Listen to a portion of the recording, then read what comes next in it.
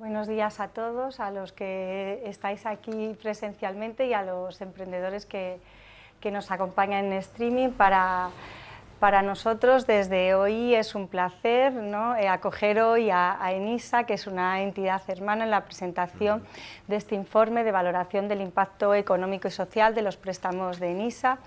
En primer lugar, me gustaría disculpar a la directora, a Nieves, que no ha podido acompañarnos hoy. La sustituyo yo, soy Judith González, la secretaria general de hoy. Y nada, yo voy a ser muy breve, le pasaré la palabra rápidamente a José Bayón. Y nada, como decía, pues eso, que es un placer teneros aquí. ENISA y EOI y ENISA pues son dos entidades, ¿no?, que están vinculadas al Ministerio de Industria, Comercio y Turismo, y que desde nuestros diferentes sectores de actividad, pero colaboramos, ¿no?, para apoyar, para ayudar a las pymes, a los emprendedores y a las startups que hoy vamos a tener aquí presentando sus proyectos. Ya hemos colaborado en muchas ocasiones, ¿verdad?, como en el informe del estado del arte, del emprendimiento en España, y ahora en el nuevo proyecto de España Nación Emprendedora, pues tenemos un montón de medidas que están vinculadas desde, bueno, vosotros desde los préstamos participativos y nosotros desde la capacitación y la formación de todo el tejido de pymes y de emprendedores, pues para ayudar a impulsar toda la actividad económica y social. Así que nada, sin más, le doy la palabra a José. Muy bien, pues muy buenos días, muchas gracias Judith González, secretaria general flamante de hoy. Encantados de estar aquí, como dices, en una entidad como es la de hoy, hermana, no solo porque estemos adscritos al mismo ministerio, sino porque, como bien has explicado, tenemos muchos objetivos comunes, ¿no?, en el apoyo al emprendimiento y a la pyme. Siempre es un placer estar aquí con vosotros. Saludo a todos y a todas las que nos estén viendo, y especialmente pues al profesor José Martí Pellón, ¿no?, que nos acompaña hoy, que es el responsable de que estemos aquí, es el que nos va a presentar su estudio. Me parece que es el octavo ya, ¿no?, que hacemos sobre el impacto de los préstamos participativos de ENISA. Está claro que los datos son la mejor brújula. Hablamos mucho de Big Data ahora y, bueno, pues no es algo que se haya inventado ahora. Lo del estudio de datos siempre es algo que ha estado presente, que en el mundo académico ha estado presente y bueno, en este caso tenemos al profesor Martí Pellón que puede dar muestra de ello, para medir efectivamente el impacto económico, social de los préstamos participativos de ENISA, y también nos sirve para orientar las acciones a futuro. Hablabas, Judith, antes de la estrategia de Nación Emprendedora, el plan de recuperación, transformación, resiliencia, en fin.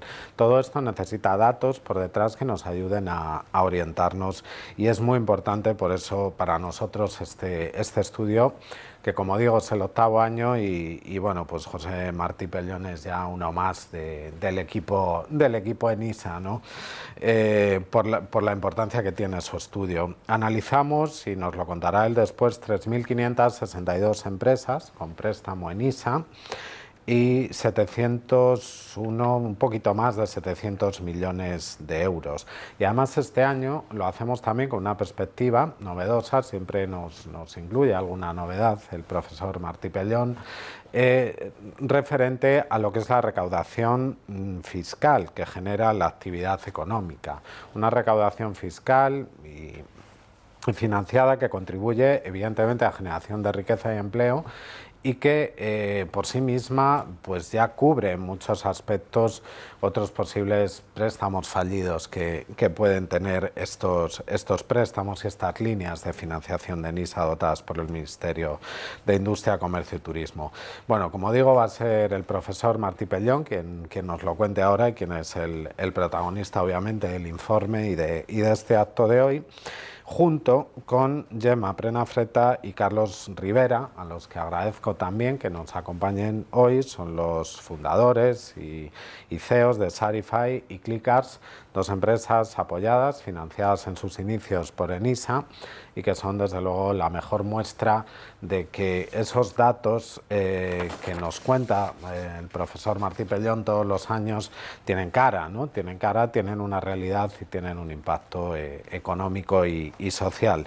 Y con esto pues yo creo que pasamos ya a la siguiente fase y a la siguiente parte de esta presentación cuando queráis. Bueno, pues seguimos con esta presentación y con el protagonista de esta presentación, que es el profesor José Martí Pellón, catedrático de Economía Financiera en la Universidad Complutense de Madrid, experto en capital riesgo y que nos va a contar hoy su octavo informe sobre el impacto de los préstamos participativos de ENISA. Como siempre, lo decía antes, agradecidos y encantados, profesor, de seguir trabajando con vosotros, ya uno más casi del equipo ENISA, y por la gran importancia y relevancia que tiene para nosotros ser capaces de medir y de trasladar esas medidas, ¿no? de estos préstamos, también para entender por dónde van el futuro. Este año, en este estudio, incluías además, bueno, pues aparte de los indicadores de siempre, ¿no? Las plantillas, ventas, resultados brutos, activos, etcétera, el efecto, incluías el efecto fiscal, ¿no? De la recaudación fiscal que genera la actividad económica financiada, lo cual nos parece también muy interesante, ¿no? Pues estamos hablando de dinero público que se invierte y dinero público que por otro lado también se recupera, ¿no? Así que nada más, encantados un año más de tener este estudio y cuando quieras, pues cuéntanos. Bueno, quería empezar agradeciendo la confianza de ENISA en mi trabajo, porque bueno, pues yo creo que, y coincido con lo que has comentado, que toda iniciativa pública debe ser objeto de valoración para ver si merece la pena o no el dinero que es público se está utilizando, y creo que no es muy frecuente que se hagan ese tipo de iniciativas, y luego menos aún que se haga de una forma persistente en el tiempo para ver si existe un impacto que es sostenible y sostenido en el tiempo. O sea que muchas gracias y bueno, yo creo que el impacto después de tantos años va creciendo porque la masa crítica de empresas con las que se está interviniendo ha crecido mucho, y eso espero que permita pues que apoyemos un poco más un ecosistema emprendedor que en España siempre ha estado denostado. Bueno, pues vamos a comenzar con los datos. En primer lugar, para los que no conocen o no conocéis el instrumento, tenemos que ver que está orientado a un país como el nuestro, que está fundamentalmente formado por pymes y que no pueden ni acudir a los mercados financieros tradicionales en la vertiente de deuda, porque si acuden al sistema financiero, los préstamos a largo plazo no van a obtenerlos con facilidad, y menos aún si no aportan garantías personales. Y el acceso a capital está limitado por la ausencia de mercados de capitales para empresas que están naciendo. Por lo tanto, lo único que les queda es la aportación de familiares y amigos. Y a estos problemas de financiación se ha respondido desde la perspectiva pública con programas de subvenciones, con garantías de préstamos o incluso con capital riesgo público. Las subvenciones son el instrumento más generalizado y yo creo que es el más ineficiente de todos. Entonces tiene un alto coste y no hay recuperación, ni hay control o seguimiento del impacto muchas veces de esas subvenciones.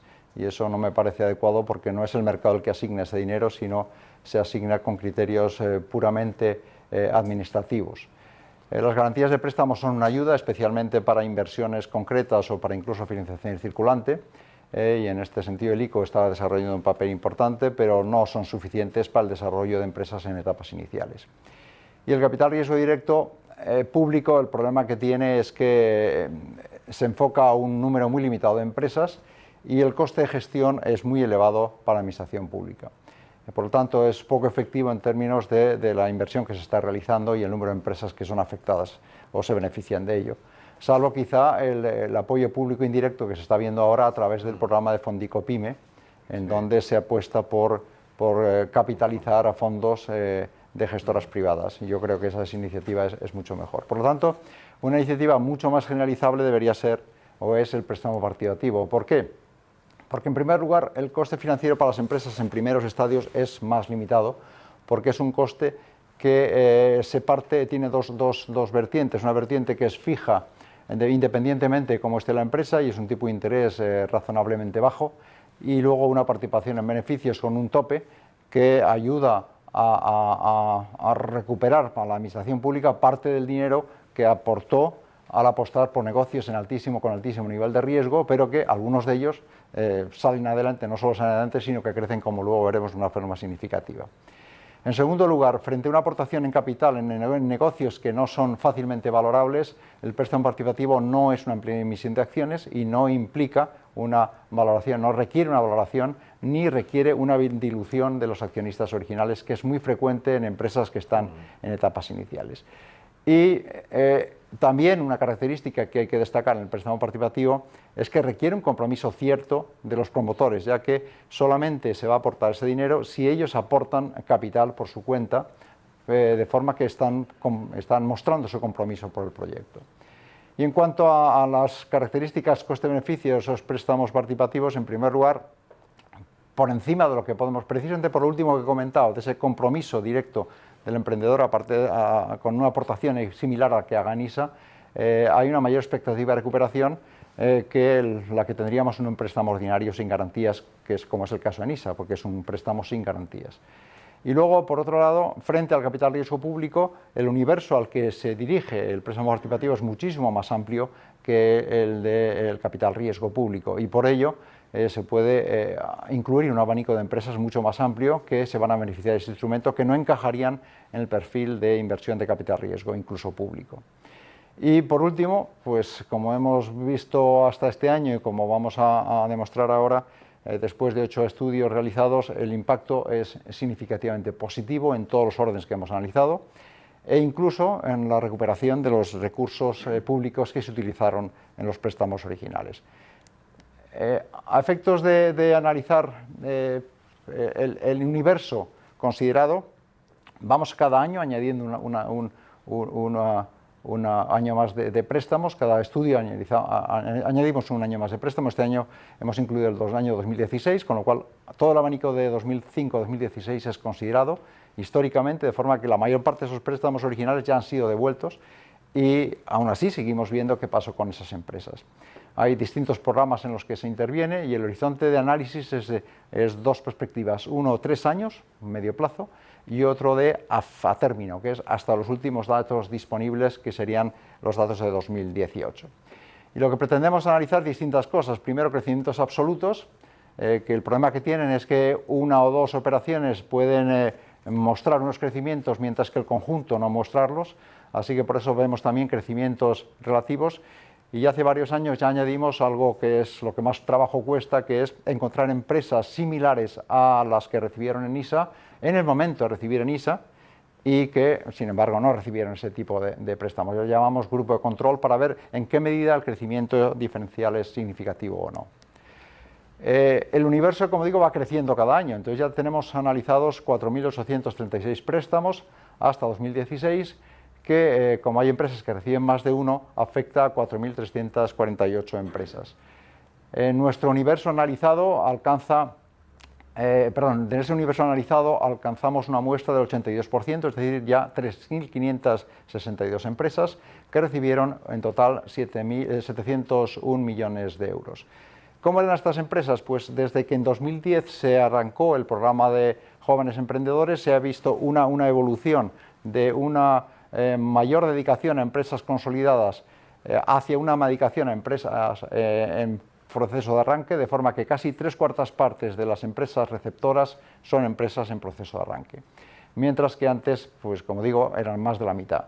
Y ya no solo eso, sino incluso en volúmenes, teniendo en cuenta que los importes asignados a empresas en crecimiento es mucho mayor que el que se asigna a empresas en arranque, ya el 53% del total comprometido en este periodo de tiempo iba a empresas en procesos de etapas iniciales. Como hemos hablado de un programa que es a jóvenes emprendedores, hay un peso importante de sector servicios, que es el 38%, que no requieren tanta inversión por parte de los promotores. Pero también hay que decir que más de la 1/4 parte de las operaciones son a sectores de alta tecnología, como puede ser TIC o Pharma. Y luego, por programas históricamente, el más potente, el más grande que tiene, incluso para empresas más grandes, es el programa PYME, pero el programa Jóvenes Emprendedores en breve va a sobrepasar el número de empresas receptoras, porque cada año Jóvenes Emprendedores es el que acumula el mayor número de préstamos y pronto veremos que supere incluso al programa PYME. En cuanto a las metodologías, hemos dicho que tenemos dos referencias, uno hasta 3 años después de la concesión del préstamo y otro hasta el último año que estamos analizando, que es datos contables cerrados 2018. Y esos crecimientos, aparte absolutos y relativos, los realizamos con respecto también al grupo de control para los 2 mismos periodos de tiempo, hasta el tercer año o hasta el año 2018. Y aparte de eso, hacemos un análisis más forense, de ver cuántas de esas empresas, 3.562 empresas, siguen vivas y en cuántas de ellas se han producido fallidos y en cuántas de ellas, o en todas ellas, en cuánto se ha recuperado del dinero prestado solamente por reembolsos de capital. La fuente de datos es absolutamente objetiva, se toman datos de fuentes comerciales, de bases de datos comerciales que se alimentan del registro mercantil y analizamos 5 variables que son empleo, ventas, margen bruto, activos totales y activos inmateriales. En cuanto ya al análisis concreto de los resultados, el crecimiento neto del empleo hasta el tercer año en las 3.562 empresas de forma agregada superaba los 11.000 puestos de trabajo, pero si ampliamos el espectro, el ámbito temporal hasta 2018, ya nos acercamos hasta casi los 26.000 empleos netos creados en todo ese conjunto. Aquí estamos hablando de todo el conjunto de 3.562 empresas, en donde hay un porcentaje de ellas que han muerto, pero las que no han muerto han crecido para incluso aportar, frente a la destrucción de empresas de empleo de las que han muerto, crear un empleo neto cerca de 26.000 empleos. ¿Y qué ocurre con las otras magnitudes? Pues en ventas, el aumento hasta 2018 supera los 7.000 millones, 7.313 millones de euros, y en activos totales alcanza casi los 7.500 millones de euros. Eso es incremento por encima de la situación antes de recibir el préstamo NISA. Como decía, estos valores agregados pueden estar escondiendo que muy pocas operaciones están construyendo estas cifras. Entonces, lo que hay que ver es si, desde el punto de vista individual, los crecimientos medios hasta el tercer año y hasta el año 2018 son significativos para las empresas receptoras de los préstamos. Y la respuesta es sí. En todas las variables hay crecimientos hasta el tercer año y en todas las variables hay crecimientos hasta 2018. De forma que, por término medio, las empresas apoyadas por ENISA aumenta su plantilla en 7,3 trabajadores, superan en 2 millones de euros su facturación hasta 2018, superan en 2.100.000 euros el incremento, el valor de los activos totales con respecto a la referencia anterior a la recepción del préstamo. Es decir, solamente mirando las empresas que reciben el préstamo vemos un crecimiento significativo en todas las variables hasta el tercer año y significativo, y lo que es más importante, más elevado, mucho más elevado, hasta 2018. Pero esto no es suficiente, porque claro, no podemos atribuir que todo el crecimiento sea derivado del apoyo de ENISA. Puede haber otras causas, situación de la economía, por ejemplo, que afecten también al crecimiento de esas empresas, aparte de la aportación de ENISA. Por eso es necesario incluir un grupo de control de empresas que estaban en situación similar, y me refiero tamaño, sector, e incluso comunidad autónoma, si era posible encontrar un comparable que en tamaño y en antigüedad y en sector fueran iguales, pues empresas que no hubieran recibido el préstamo de ENISA.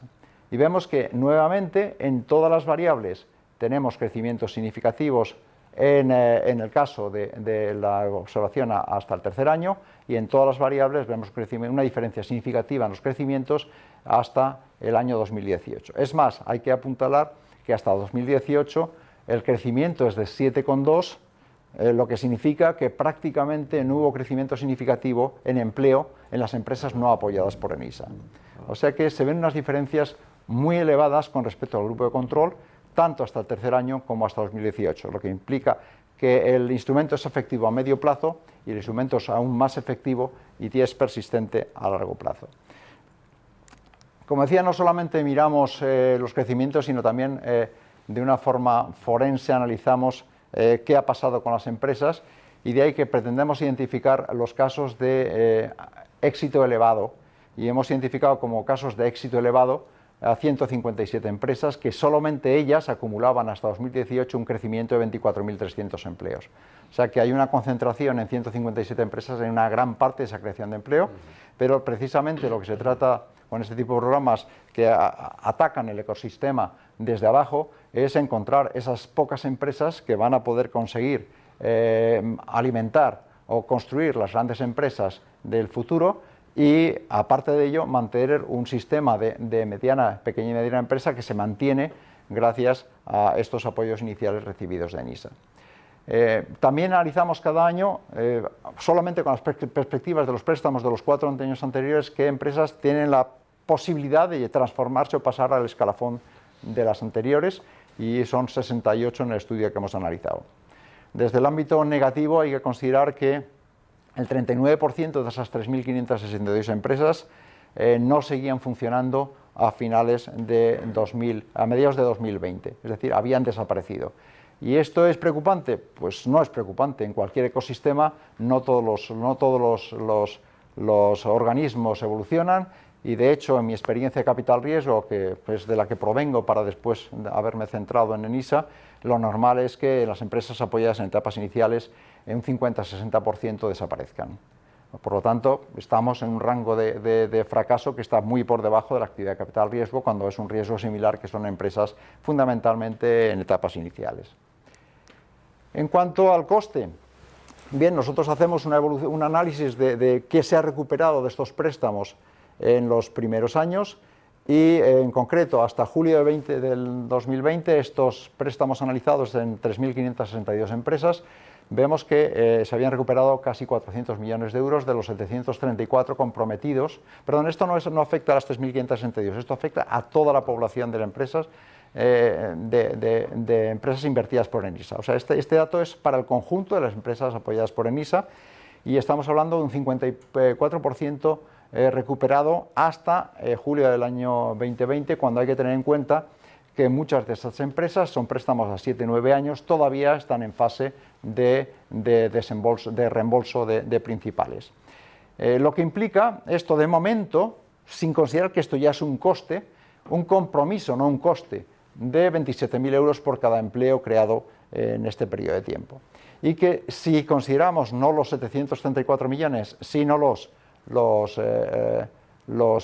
millones no recuperados en forma principal, el coste se reduciría hasta 12.000 euros por empleo creado, que me parece bastante razonable, y más si tenemos en cuenta que no se está computando ni los intereses de los préstamos, ni las participaciones en beneficios, ni las comisiones de cancelación de principal, porque desde hace varios años, y por recomendación mía, precisamente lo que se hizo fue incorporar una comisión de cancelación anticipada, porque si no, ¿qué ocurría? Que eso pasaba en capital riesgo público, y por eso mi sugerencia, pues sencillamente que las empresas que van bien devolvían anticipadamente los préstamos para no tener que pagar ya nunca la participación en beneficios. Entonces eso no me parecía justo, porque esas empresas habían existido y habían crecido gracias al préstamo ENISA, y ENISA, sin ser accionista, tenía derecho a una pequeña contribución que, en caso de evitarse, tenía que compensarse con una comisión de cancelación anticipada.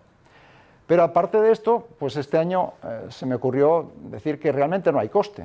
Lo que hay es puro beneficio neto de este programa, porque hemos estimado solamente para el año 2018, para esas 3.562 empresas, la generación o la recaudación fiscal adicional que han producido por dos impuestos, IRPF, a partir de los incrementos de plantilla, y de IVA, y estimamos en 1.100 millones aproximadamente para el caso del IVA y 64 millones por IRPF. Esto solo se ha hecho para 2018. En la 9ª edición ya os prometo que vamos a retrasar, vamos a hacer un cálculo hacia atrás desde el inicio del año en el que tenemos grupo de control, porque claro, para hacer este análisis no miramos solamente a las empresas de ENISA, vemos en cuánto crece la recaudación en empresas del grupo de control, y la diferencia es lo que de verdad es atribuible a ENISA, porque si no estaríamos en lo mismo. Hay otros motivos por los cuales se ha recaudado más que no son el préstamo ENISA. Entonces, aún así ya es espectacular, estamos hablando de 1.100 millones más 64 millones en solo dos impuestos. O sea que es una cantidad brutal la que vamos a considerar. Si vamos hacia atrás, en un escalado menor, pues serían menos empresas, pero para un periodo de tiempo mucho más amplio que considerase este efecto también. Por lo tanto, concluyendo, primero es un instrumento desde el punto de vista de gestión de la propiedad altamente eficiente para evitar la dilución de las empresas en etapas iniciales, o sea que es un instrumento híbrido que cumple papeles de deuda y de recursos propios según interese más, y que es muy bueno para el emprendedor, un equipo emprendedor que no quiere diluirse tanto en las etapas iniciales. En segundo lugar, es un efecto eficaz, es un instrumento eficaz porque estamos viendo que los resultados que se obtienen a partir de él en términos de crecimiento en todos los órdenes son significativos, y que, por lo tanto, no requiere aparte de esa efectividad, no requiere un compromiso muy potente de fondos por parte de la administración pública, y sin embargo tiene un resultado que es altamente significativo. Y aparte de eso, hay que decir que la hacienda pública se beneficia por un sustancial incremento de la recaudación fiscal gracias al incremento de actividad que se genera con los préstamos. De forma que esta experiencia que estamos viendo es muy positiva en todos los órdenes, y más, y cuidado con esto, si la realiza una institución que tiene ya decenas de miles de proyectos analizados y varios miles de proyectos en los que se ha invertido. Es decir, no se trata de que esta experiencia se emule per se sin que haya detrás un equipo que ya tenga una historia, un know-how que ha podido desarrollar con el paso del tiempo, y que ese know-how vale muchísimo ahora mismo para poder llevar a cabo más actividades en más sectores, gracias a que cuenta con historial de éxitos y fracasos en muchos sectores de muchos miles de emprendedores. Entonces, esta experiencia es un valor en sí mismo, es un capital en sí mismo que hay que explotar de cara al futuro para el mantenimiento y desarrollo de iniciativas como esta. Y muchas gracias. Muy bien, pues oye, muchas gracias a ti, profesor, y la verdad es que es fantástico ver el efecto, y además como bueno, vas incluyendo variables nuevas. Había algún elemento que me parece muy interesante, ¿no?, de destacar, lo decimos todos los años, pero es cierto, ese 39% de empresas que no salen adelante frente a un 50, un 60, que es lo habitual en el capital riesgo, ¿no? Que pone de manifiesto esto último que has dicho, ¿no?, la experiencia acumulada de los técnicos, de los analistas de NISA, ¿no?, que es un valor en sí mismo. Y sobre todo en esa, perdón, en esa diapositiva en la que aparecía ese dato, yo creo que aparecía realmente, y explicabas muy bien cuál es el concepto de todo esto. El concepto es que el ecosistema siga adelante, que haya empresas, evidentemente no son todas, no puede ser nunca, pero que haya empresas, las que tienen capacidad de seguir adelante, que tengan impulso, ¿no?, y que puedan hacerlo. Yo creo que, como decía antes, es fundamental para nosotros, para tomar decisiones, ver por dónde va un poco el mercado, si estamos acertando o no con este préstamo, pero luego también de cara al exterior, lo digo francamente, ¿no?, para que se entienda esto y se entienda con la letra pequeña y la letra grande, con los dos titulares. Desde luego, si queremos sacar titulares grandes, estoy seguro que cuando añadamos la recaudación por valor añadido y por IRPF, pues va a salir mucho más, ¿no? Pero es muy importante explicarlo, y explicarlo desde el ámbito académico, y explicarlo con continuidad. Tú decías, nos agradecías la continuidad. Creo que en cualquier estudio que se precie, académico, y que va analizando una muestra, que además es viva, la continuidad es fundamental, ¿no? Si no, no podríamos comparar, ¿no? Y al final, cuando estudias, comparas. Esa es la base de todo esto. Pues muchas gracias un año más, José Martí Pellón, catedrático de Economía Aplicada en la Universidad Complutense de Madrid, experto, uno de los mayores expertos, es verdad, del país en capital riesgo. Y pasamos a la parte práctica, ¿no?, de todo esto, al ejemplo, a los ejemplos vivos y además exitosos, que son Gemma y Carlos, Gemma Prenafeta y Carlos Rivera, que nos van a contar, bueno, pues cómo les ha ayudado este préstamo en NISA, ¿no? Gracias. Muy bien, pues seguimos con la presentación de este octavo informe de José Martí Pellón sobre el impacto de los préstamos en ISA, con dos impactos vivientes, si me permitís la expresión, dos ejemplos de empresas y sus fundadores y CEOs que están aquí. Gemma Prenafeta es fundadora y CEO de Sharify, es de Lleida. Fue nombrada joven emprendedora en el año 2020, estudió negocios y marketing internacionales en la Universidad Pompeu Fabra y fundó Sharify con 23 años. Sharify es una app para encontrar eventos cerca, en más de 50 ciudades, a través del primer mapa de eventos en tiempo real. Tiene la misión de utilizar la tecnología para conectar, bueno, pues con lo que pasa en las pantallas, conectar lo que pasa en las pantallas con la vida real, lo cual más que nunca parece que está ahora de actualidad, ¿no? Ellos tuvieron apoyo en ISA en el año 2019 y en el año 2020. Muchas gracias, Gemma, por acompañarnos. Ahora os preguntaremos alguna otra cosa y presentamos a Carlos Rivera, que es cofundador y co-CEO de Clicars. Es el número 1 en venta de coches online en Europa actualmente, con lo cual, bueno, pues hay que daros en primer lugar la enhorabuena. Él ha estado en el sector del automóvil en diferentes continentes, ¿no? En América, África, Asia, Europa, en puestos de directivo, consultor, ingeniero, emprendedor. Ha trabajado en Philips, Automotive, en Boston Consulting Group, en Mercedes-Benz, Renault, CSI. Es MBA por la Columbia Business School en Estados Unidos y es compañero de profesión y de universidad, ingeniero industrial por la Universidad Politécnica de Madrid. Ellos tuvieron Clicars, apoyo de NISA en 2016. También gracias, Carlos, por acompañarnos, por estar hoy aquí. Y bueno, después de lo que hemos oído con el estudio del profesor Martí Pellón y con la experiencia de haber contado con este impulso, este dinero público, que él ha analizado con datos, contadnos un poco vosotros, desde vuestra experiencia, qué ha supuesto para vuestras empresas, ¿no? ¿Qué puertas os ha abierto? ¿Cómo os ha ayudado realmente ese préstamo en ISA? ¿Empiezo yo? En nuestro caso, yo creo que todos los emprendedores, cuando reciben el primer ENISA, es de los momentos más alegres de los inicios de emprendedor.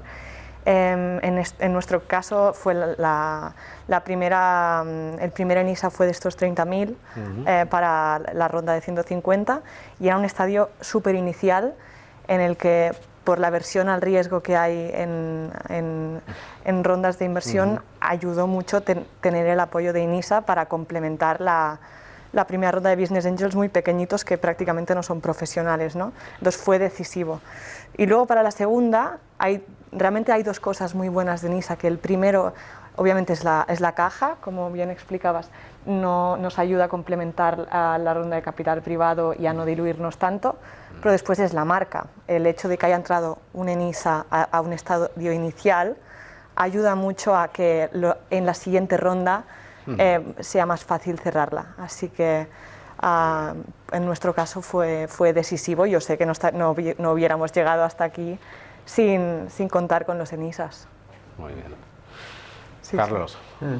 Complementando, yo creo que dentro de la cierta soledad del emprendedor al principio, sí que ENISA te hace sentir un poco menos solo, ¿no? Porque cuando hablas con diferentes emprendedores que han montado empresas de éxito, pues la mayoría han tenido créditos de ENISA o conocen a alguien que los ha tenido, con lo cual pues sabes que en un momento dado es probable que tengas esa entrada y que te permite prolongar la vida de la startup durante un tiempo.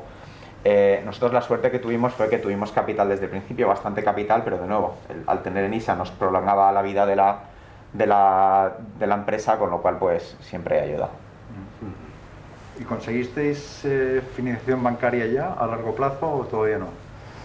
Nosotros no. Nosotros las rondas que hemos hecho han sido siempre a inversión privada y ENISA. ¿Y vosotros? Nosotros arrancamos con financiación privada y emitimos deuda bastante pronto, también privada, pero al ser un negocio de compraventa de coches donde hay un colateral bastante tangible, es cierto que los bancos ya nos empezaron a dar dinero también bastante pronto. Tuvimos esa suerte por tener un colateral. Ya.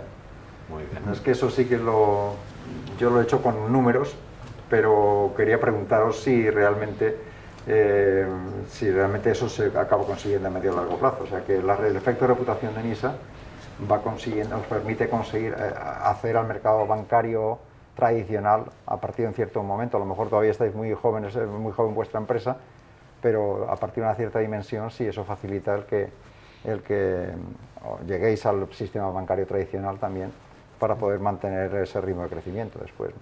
Sí, no hay duda que es un sello de calidad también, ¿no? Con lo cual pues todo ayuda, claro. Muy bien. Bueno, estamos hablando realmente de dos aplicaciones, de dos tecnologías que están muy relacionadas realmente con nuevos hábitos de vida, ¿no? Con nuevos estilos de vida. Por lo tanto, están muy relacionados también, digamos, con el propio impacto social que se retroalimenta de alguna manera, ¿no? Es decir, esta necesidad del cambio en la movilidad que estamos viviendo, pues se convierte en modelos de negocio, se convierte en empresas, se convierte en oportunidades, ¿no? Que es un poco lo que tratamos de hacer en ENISA para apoyar la transformación del modelo productivo, ¿no? Que en el fondo es lo que más nos interesa, es lo que más le interesa al Ministerio. Vosotros, ¿cómo habéis vivido?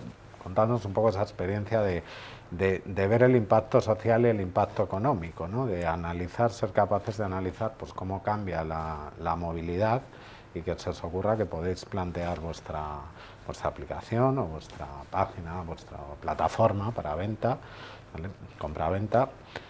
¿Cómo combina o cómo lo vivís vosotros, o lo entendéis, ese impacto económico y social en vuestro caso? Desde el punto de vista social, al final, nosotros al vender coches online, con mayor transparencia y con mejores precios, al final sueles coger un coche que emite muchísimo, emite mucho CO2, emite muchas partículas, etcétera, y al final lo cambias por otro, con lo cual tiene un impacto en el medio ambiente bastante fuerte, aparte de lo como nos gusta decir a nosotros en los coches de buena mano que vendemos, como damos una segunda vida a esos coches, ¿no? O sea, al vender coche de segunda mano, pues lo recuperamos, los reciclamos, por así decir, y les damos una segunda vida maximizando la vida útil de los recursos. En cuanto a también complementando la parte social, pues bueno, la verdad es que arrancamos en 2016, tenemos 370 empleados a día de hoy, directos más cientos indirectos, y bueno, pues también obviamente tiene bastante impacto. En particular nosotros estamos en el barrio de Villaverde, que bueno, pues no es uno de los barrios con mayor renta per cápita de Madrid, pero sí que pues contratamos a mucha gente, muchos mecánicos, muchos pintores, muchos vendedores, con lo cual sí que también el impacto en la zona sí que es bastante fuerte, así que eso sí que nos enorgullece bastante. En nuestro caso, aunque a nivel de producto hayamos pivotado muchísimo y por lo tanto nuestra propuesta de valor haya evolucionado mucho, nuestra misión siempre ha sido usar la tecnología para conectar lo que pasaba fuera de la pantalla, ¿no? Entonces yo creo que una cosa muy importante en las ciudades es qué es una Smart City si no la conectamos con los que viven en ella, ¿no? Entonces con esta propuesta creo que con Sherify como app de eventos hemos conseguido aportar valor tanto a los turistas, a los expatriados, a los locales que buscan qué hacer, pero luego por el otro lado a los negocios locales que simplemente, y ahora más que nunca, quieren comunicar lo que están haciendo fácilmente sin que tenga que ser a través de pues, unas campañas en Google o Facebook Ads, pues que puedan hacerlo más fácilmente simplemente diciendo mira, estoy abierto o tengo esta actividad, ¿no? Entonces yo creo que al final ha evolucionado mucho la propuesta de valor y el valor económico Me he también. centrado, disculpa, es verdad antes en la movilidad, pero es cierto que como hábito y estilo de vida, discúlpame, pero más impacto si cabe, o más directo o más tangible, ¿no? Lo que es Sherify en el sentido de, bueno, pues de cómo cambia nuestro hábito, ¿no? De relacionarnos con la ciudad, incluso con los vecinos de nuestra ciudad, ¿no? Complementando lo que comentaba José antes en cuanto a impacto económico, ¿no? Al final, en diciembre facturamos 15 millones de euros, que supone millones en IVA, que supone también mucho dinero en IRPF de las 350 personas. Al final también estamos contentos en ese sentido del impacto económico que hemos podido generar, similar a los préstamos que comentabas. De eso se trata, porque la recaudación fiscal no depende tanto de tipos como de actividad. Entonces, si se consigue incentivar la actividad, se recauda. Sí, sí. Eso es lo que hay que hacer, ¿no? Y en cuanto a vosotros, me parece admirable que vuestro modelo de negocio hayáis sido capaces de adaptaros a la pandemia, porque todo lo que tiene que ver con eventos ha muerto o se ha transformado por culpa de la pandemia, ¿no? De hecho, yo conozco una empresa de la hija de un vecino que es dedicada a eventos que están inactivos. Sí. Entonces, me parece admirable que hayáis sido capaces de adaptaros a una situación tan complicada como esta, en un negocio que está basado en la actividad social, Sí. que se parece. Sí, aquí hay una cosa, creo que es muy interesante, que hay muchas empresas de eventos que se centran en vender tickets. Entonces, ¿qué pasa? Que cuando se dejan de ofrecer tickets, prácticamente el negocio se tiene que parar, ¿no? Entonces, nosotros el día 1 de pandemia dijimos, vale, ¿qué hacemos? Es un mapa en vivo de lo que pasa en la ciudad, no está pasando nada en la ciudad y decidimos pasar al tema de eventos en casa, ¿no? Y en cuanto a modelo de negocio, lo que hicimos es pivotar, no hacer un negocio de venta de tickets, sino un negocio de publicidad local, que simplemente permita a los negocios comunicar lo que hacen, ¿no? Y que no tenga que ser directamente comprar tickets. Entonces es evolucionar y adaptándonos al día. Sin duda, lo que ha comentado el profesor lo iba a decir, obviamente, aparte de la pregunta obligada de que habéis reorganizado en esta pandemia, que parece que es obligada, pero es lógica, ¿no? En vuestro caso, efectivamente, ¿no? Con un gran mérito el ser capaces de transformar vuestro producto y adaptarlo a esta necesidad, ¿no? Que también es reflejo, bueno, evidentemente de emprendimiento, pero es reflejo de lo cerca que están ahora mismo los negocios de las necesidades del cliente.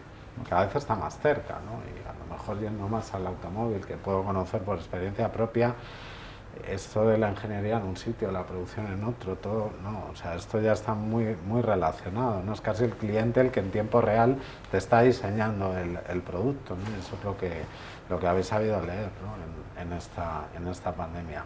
Nos lo has contado tú un poco, cómo os habéis transformado, y cuéntanoslo tú también, Carlos, cómo os ha impactado y cómo os habéis transformado. Nosotros podemos decir que nos ha impulsado bastante el tema de la pandemia. Al final nosotros vendemos coches de segunda mano online, entonces tienes las dos partes. La parte del coche de segunda mano, pues nos estamos beneficiando, que es triste, pero el vehículo nuevo está cayendo muchísimo, pues por temas de precio de los coches nuevos, del tema de por necesidad de cumplir con las emisiones contaminantes. Al final los coches son más caros. Por tema de impuesto de matriculación también que está subiendo, por tema de incertidumbre de los clientes que no saben, oye, me gasto 30.000 en un coche nuevo, pero no sé si voy a poder entrar al centro de Madrid, de Barcelona, de aquí a un par de años. Entonces la gente se va al vehículo de ocasión. Y en cuanto a la parte online, pues bueno, pues obviamente si antes podía ser un evento familiar el sábado por la mañana y a 3-4 concesionarios diferentes, pues ya pues no lo es, ¿no? Con lo cual, pues el hecho de que entregamos los coches a la puerta de casa de los clientes, como tal y como hace Amazon, y dando 15 días o 1000 kilómetros, pues la verdad es que nos ha disparado mucho. Incluso una tercera fuerza que nos ha ayudado es que justamente con la pandemia mucha gente que antes iba en cercanías o en tren o en metro, dice, mira, me voy a comprar un cochecillo pequeñito y así no tengo que estar a menos de 1,5 metros de otras personas, con lo cual, bueno, bastante viento a favor en general. Obviamente, en el periodo de marzo a mayo, pues como todo el mundo, tuvimos una caída fuerte, el mercado cayó un 99, nosotros caímos un 66 en el peor mes, con lo cual, bueno, nos hizo que vendimos 1 de cada 10 coches en España seminuevo lo vendíamos nosotros, con lo cual nos ayudó, pero tuvimos una recuperación en V que nos ha permitido luego seguir creciendo, o sea que fuimos afortunados. Muy bien. Pues no sé si... Bueno, yo tengo alguna otra pregunta, pero... No, esto... No, iba a preguntar ya, bueno, pasando de este momento que había que explicar, ¿no? Y la transformación, y además felicitaros, pues efectivamente, por haber sido capaces de adaptaros. Bueno, pues yo os preguntaría un poco por los factores de riesgo que significa emprender, ¿no? O sea, ¿cuál es, cuando comenzasteis, el elemento, el componente, lo que teníais en la cabeza de alguna forma que más os preocupaba, ¿no? cuando estabais emprendiendo? En mi caso, y hasta hace poco ha sido creo el principal hándicap, era la falta de competencia. que teníamos, ¿no? Es decir, creo que cuando empezamos a emprender buscamos la idea, buscamos algo que sea único, pero cuando empezamos nos damos cuenta de que esto no es positivo que vayas a un Blue Ocean, sobre todo aquí a España, que es verdad que comparado igual con quizás otros mercados hay un poco más de aversión al riesgo en cuanto a capital riesgo, pero esto es el principal problema que tenía y cuando estaba empezando estaba equivocada. Ahora ya que están saliendo nuevos players, incluso un copycat que nos intentó hacer Google, es algo positivo y a raíz de eso crecemos. Bueno, primero, admirar lo que ha hecho Gemma, porque emprender con 23 años y de esa manera, la verdad es que es espectacular y partiendo y sin capital, sin duda. Nosotros fue un poco diferente. Nosotros, mi socio y yo, emprendimos con 35 años habiendo sido ejecutivos. Entonces, bueno, pues es verdad que te haces un colchón ya económico, con lo cual pues dijimos, oye, pues unas veces se gana y otras se aprende, ¿no? Y siempre pensamos que podíamos volver al mundo corporativo. Y esta es la realidad. Oye, es verdad que lo puedes contar de otra manera, que oye, éramos ejecutivos, ganamos muchísimo dinero con un ritmo de vida bastante correcto y pasamos a ganar cero metiendo todos nuestros ahorros trabajando 18 horas al día, ¿no? Esto también es verdad, pero teníamos una red mucho más, pues más sólida que la suya, que de nuevo admiramos muchísimo. Entonces, bueno, riesgos ni los pensamos. Vimos que había un mercado enorme, vimos que había funcionado algo parecido en Estados Unidos, vimos que comentando la idea a 2 o 3 personas del sector del automóvil, de la banca y de seguros, a los 15 minutos querían invertir y dijimos, oye, pues aquí parece que hay algo. Así que yo dejé mi trabajo en Francia, mi socio lo dejó en Estados Unidos, nos venimos aquí y tiramos hacia adelante, así que ni lo pensamos. Muy bien. No, eso es bueno. Me refiero que bueno, son 2 ejemplos muy distintos de algo que no es común, porque no es común que alguien estudie una carrera para salir a emprender y no es común que alguien en una posición, en España por lo menos, que una posición ya consolidada en el mercado profesional abandone todo para arrancar de cero. No es común, pero es lo que necesitamos, porque sin eso no podemos pensar en que nuestro país tenga futuro. Necesitamos más gente como vosotros. Sí, sin duda. Y es verdad que no es común, pero bueno, vamos avanzando un poco, ¿no? Y de hecho, bueno, una cuestión, sois 2 ejemplos realmente de los 2 tipos también, un poco de emprendedores que tiene NISA, ¿no? Y que José conoce bien de su estudio. Pues los que empezáis más jóvenes, arrancando con una idea y efectivamente sin colchón, a los que ya con una experiencia encontráis un hueco, encontráis un mercado y os lanzáis. Ambas cuestiones evidentemente son necesarias, ¿no? Esto de emprender no es solo de los que empiezan, ni tiene que ser solo de los que tengan experiencia, ¿no? Es la suma de ambas cuestiones. Y bueno, me quedan una pregunta, porque tenemos que terminar a las 12 y no me quiero extender mucho, pero bueno, lo voy a resumir, ¿no? Os preguntaría por lo que pensáis que tiene que hacer el apoyo de las administraciones públicas, ¿vale? Que podemos hacer o que podemos mejorar, y sobre todo que lancéis un mensaje a los emprendedores y a las emprendedoras que nos estén viendo, ¿no? y que quieran animarse. Esas 2 cosas rápidas. Vale, empiezo. Tema público, como he comentado antes, creo que lo que hacemos es conectar ciudades y no estamos viendo, creo, un apoyo con los ayuntamientos muy evidente. Es decir, cuesta bastante, creo, y no soy yo, creo que hay bastantes startups que cuesta tener conversaciones con las personas que puedan tomar la decisión con los ayuntamientos, ¿no? De todas maneras, creo que una cosa muy buena es la red que se hace. Yo, por ejemplo, en Barcelona siempre he estado en Barcelona Activa y hay una comunidad muy fuerte. El tema de NISA yo creo que es lo mejor del emprendimiento de España, porque nos da ese paso que necesitamos hacer al inicio. Entonces, esto a nivel público. La otra pregunta... Lo otro es que lances un mensaje vale. a los emprendedores o emprendedoras, ¿no? Que nos ven. Vale, yo creo que no hay un camino ideal, pero en mi caso el gran qué ha sido moverse. Moverme muchísimo, hacer mucho networking. Creo que tanto en Madrid como Barcelona, como igual en Valencia, hay ya los mecanismos para hacerlo y es una cuestión de perder el miedo y ahora que no son con eventos físicos, eventos online y mucho LinkedIn y poco miedo. Muy bien, pues muchas gracias. Carlos. Bueno, las administraciones públicas o el gobierno, creo que sería realmente decidir si se quiere apoyar fuertemente al emprendimiento o si hay dudas, ¿no? Pongo dos ejemplos muy concretos. Hace casi 3 años, Clicar ganó el premio al mejor equipo en South Summit, ¿no? Que es una competición bastante importante, 3.000 startups de 84 países, ¿vale?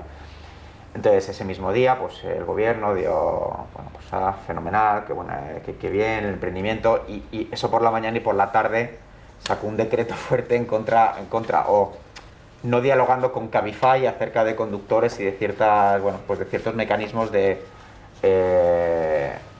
afectaban a la que en aquel momento era la startup más importante de la historia de España, aparte fundada por Juan de Antonio, que es una persona extraordinaria y ejemplar. Hace no mucho pasó algo similar, pues, también gran evento, vamos a apoyar el emprendimiento al máximo tal, y a cuestión de un par de días hubo también este decreto sin diálogo sobre los riders de Globo. Nosotros no nos pronunciamos sobre si hay que regular o no los conductores de Cabify o los riders de Globo. No entramos en ello, pero creemos que si el emprendimiento es importante, sí hay que sentarse y sí hay que tener un diálogo con los emprendedores justamente en estos dos casos que son por las dos startups más exitosas de la historia de España, ¿no? Entonces, oye, se apoya o no se apoya, cualquier decisión será respetable, pero sí meter a los emprendedores en el diálogo, en el diálogo sobre todo para ciertas decisiones estructurales. ¿Qué le dirá a los emprendedores? Bueno, o incluso a los que no son todavía emprendedores, ¿no? Oye, buscar una idea, mirad que hay un mercado y go, ¿no? O sea, a nosotros nos ha pasado como a Gema que tuvimos una idea, levantamos capital, bastante capital, de antiguos jefes, familiares, y a los 15 días dijimos, oye, que vamos a pivotar, ¿no? Porque vemos que tiene esto mucho más potencial. Entonces, no era lo que les habíamos pitcheado para levantar el capital, pero dijeron sí, adelante, y bueno, facturamos 5 millones el primer año, ¿no? Que fue nunca una startup en España facturó 5 millones, pero fue por este pivotar. Pero es eso, oye, buscar una idea, ver que hay un mercado, lanzarse y luego ya por el camino pues puedes ir cambiando pivotar cosas, pero creer y ejecutar. Muy bien. Bueno, pues muchas gracias. Yo sí hago un comentario, tomo nota, evidentemente en la parte que nos toca. En ISA somos un instrumento pequeño, pero bueno, tratamos de ser referente, de seguir apoyando al emprendimiento. Hemos financiado Cabify y Globo, y evidentemente el gobierno tiene la obligación, este o el que sea, y que se precie de velar por los intereses generales, no solo particulares. Por eso se llegan a esos decretos que además no son del gobierno, son leyes, ¿no? son del Parlamento. Yo creo que el emprendimiento tiene que tener un foco y una orientación, lo decía antes, vosotros sois ejemplo de que la realidad social nueva genera negocio, pero también tenemos que ser capaces de definir qué realidad social queremos, ¿no? Si queremos una realidad social con unas condiciones o con otras, y eso es lo que vosotros estáis leyendo y convirtiendo en negocio. Y eso, como ha dicho el profesor Martí Pellón, es lo que necesita el país, sin duda alguna. Siempre que pregunto por el papel de las instituciones, nunca pedís más dinero, pero bueno, yo entiendo que es que debe haber, o por lo menos tendremos que encontrar más, ¿no? Hay una oportunidad muy importante, digo esto, por el plan de recuperación, transformación y resiliencia de Europa, es fundamental para transformar nuestro modelo productivo, y lo más importante es que haya gente como vosotros, ¿no? que seáis capaces, que no tengáis miedo, que leáis la realidad social y lo que se necesita y lo transforméis en negocio. Y bueno, José, pues como siempre, profesor Martí Pellón, encantados de que nos hagas un año más el estudio. Seguiremos, porque también como instrumento público, pues tú lo has dicho, es fundamental medirlo, ¿no? y saber qué impacto tiene. Nada más, muchas gracias a la EOI de nuevo por acogernos, y encantado de que nos hayas seguido. Muchas gracias.